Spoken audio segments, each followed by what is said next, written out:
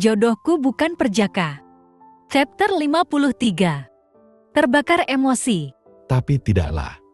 Aku mengurungkan niatku, karena kalau aku melakukan itu, maka aku tidak menghargai Kalina yang ingin menyembunyikan ini dari kakaknya. Nanti aku akan bicarakan padanya apa yang terbaik, karena memang kasus ini dia harus menceritakan pada orang tuanya atau pada keluarganya. Ini akan memperkuat gugatan. Anaknya gak mau cerita dulu mungkin dia punya alasan lain dan masih trauma. Aku membalas pesan yang pertama, lalu sekarang aku membaca pesannya Nana yang kedua. Gue udah selesai laporan di kantor polisi. Paling besok lo mesti ngajakin Kalina ke sini ya. Kayaknya gue besok banyak banget jadwal ngajar jadi gue nggak bisa. Mereka butuh keterangan dari Kalina. Gimana dia? Udah tenang belum? Ini dikirim olehnya sekitar sejam yang lalu. Memang si Nana pikir dia aja yang banyak banget jadwal ngajar. Aku juga banyak jadwal praktek meski besok itu waktunya aku libur di kampus. Aku punya waktu libur ada 2, yang pertama hari Rabu di rumah sakit, dan hari Kamis aku libur dari kampus, lalu libur kampus lagi Sabtu Minggu, sedang di rumah sakit tetap masuk di hari Sabtu, Minggu tapi tetap saja, namanya dokter. Kalau ada pasien dadakan butuh tindakan ya gak bisa bilang enggak. Tapi besok aku memang masih ada rapat siang hari di rektorat, dan ada pengganti kelas sore harinya. Pagi kayaknya aku bisa bawa Kalina ke sana. Oke, sekalian lo bilang sama Dwi gue gak bisa ke sana hari ini, sorry banget. Besok setelah dari kantor polisi gue mampir ke tempatnya buat ganti kacamata Kalina. Aku pun menjawab pesan dari Nana dan kini ke pesan selanjutnya yang aku malas buka. Tapi sudah ada sekitar 20 lebih pesan yang dikirimkan oleh ibu putriku. Lisan isinya semua sama, intinya dia minta kapan uangnya ditransfer. Dan saat aku baru mau mengetik, dia sudah menelponku. Ini membuatku malas, tapi aku tidak mungkin tidak mengangkatnya, makanya aku menuju balkon dan bicara dengannya. Ada apa lagi Lisa? Kamu tuh ya jati laki udah punya anak, bukannya nafkahin anak kamu malah enak-enakan aja di sana. Mentang-mentang kamu sendirian, kamu nggak lihat gimana kondisi anakmu? Belum biaya ke dokter buat kakinya terapi. Belum lagi sekarang biaya sekolahnya. Nggak mikir ya otakmu? Ya ampun, aku saja sekarang belum beristirahat. Sama sekali dia bilang aku enak-enakan. Dia nggak tahu aja sepanjang hari ini, aku segimana gilanya ngadepin semua rapat dan kerjaanku yang lain di kampus. Apalagi ada kasusnya Kalina. Ini bikin aku jadi stres juga. Kamu jangan sembarangan bicara. Aku bukannya tidak peduli, Lis. Ya kalau kamu nggak peduli kenapa baru balas pesanku? Aku udah kirim pesan kapan, Vin? Berapa kali aku telepon? Apa kamu nggak dengar? Budek kamu. Dulu pas pacaran sama Lisa kayaknya dia nggak pernah ngomong sekasar ini sama aku. Dan sampai dia ngatain aku kayak gitu sekarang.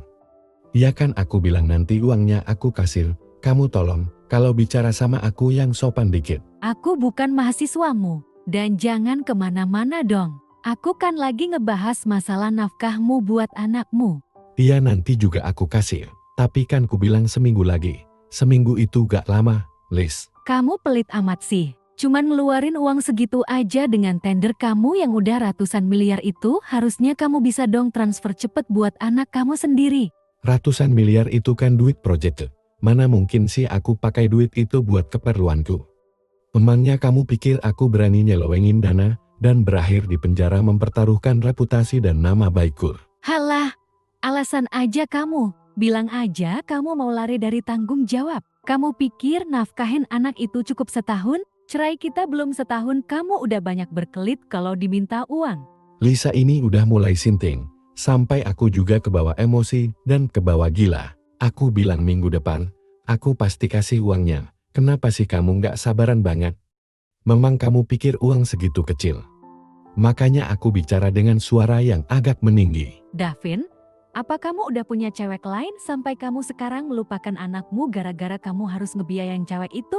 Jangan ngomong sembarangan kamu. Aku bilang aku pasti kasih uangnya nanti. Jangan buat keributan denganku. Aku akan membiayai putriku. Dia tanggung jawabku dan aku gak akan lepas tanggung jawab. Jangan ngomong doang. Mana buktinya? Mana transferannya?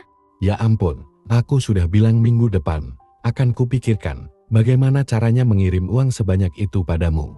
Tapi ingat, aku ingin bertemu dengan Amara saat aku memberikan uangnya. Kamu pikir Amara mau bertemu denganmu yang sudah bikin dia lumpuh seumur hidup dan jadi anak cacat?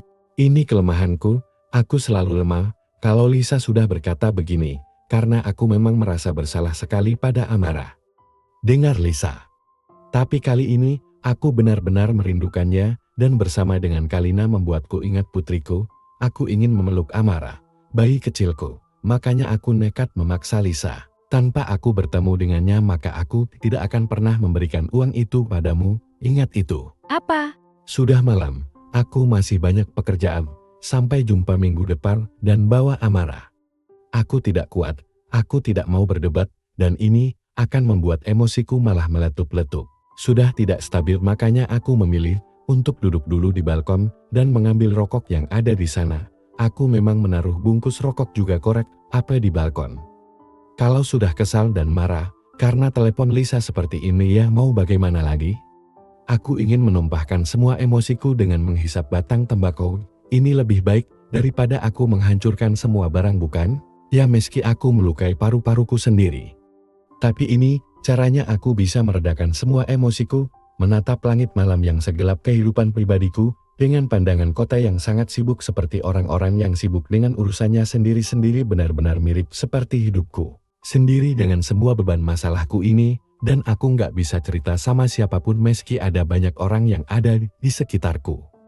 Mungkin sekali dua kali cerita pada sahabat seperti Nana dan Agus bisa, atau cerita pada Agam dan ayahnya Dr. Johan ini juga bisa memberikan solusi, tapi lama-lama orang akan bosan kalau aku hanya terus-terusan menceritakan masalah hidupku padahal mereka juga punya masalah. Aku hanya akan jadi beban. Aku gak mau begitu. Sebatang rokok habis dengan handphoneku yang terus-terusan bergetar dari tadi. Tangan kiriku masih memegang handphone dan aku masih bisa melirik pesan-pesan yang masuk dari Lisa. Tidak ada yang menenangkan dari semua pesan itu. Hanya membuatku semakin geram. Telepon dari Lisa kembali masuk dan kini aku segera mungkin mengangkatnya karena mungkin dia sudah malas sekali mengirim pesan. Aku berdiri dan bicara dengannya. Kamu gak sabaran banget. Apa uang itu memang benar untuk biaya sekolah? Atau kamu memang menggunakannya untuk keperluanmu sendiri dan berusaha untuk memerasku? Aku bicara dari tadinya duduk. Jadi berdiri menatap ke arah view kota Jakarta cuma. Tak sengaja tadi aku menunduk ke bawah karena aku takut. Sedang emosi takutnya aku malah akan loncat dari lantai itu saking penatnya dan tidak bisa berpikir jernih. Aku memilih membalikan badanku.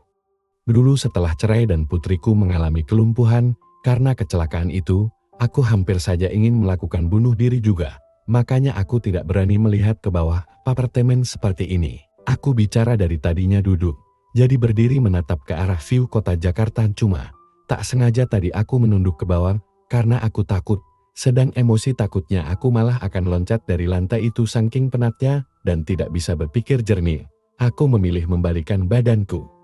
Dulu setelah cerai dan putriku mengalami kelumpuhan karena kecelakaan itu, aku hampir saja ingin melakukan bunuh diri juga. Makanya aku tidak berani melihat ke bawah apartemen seperti ini.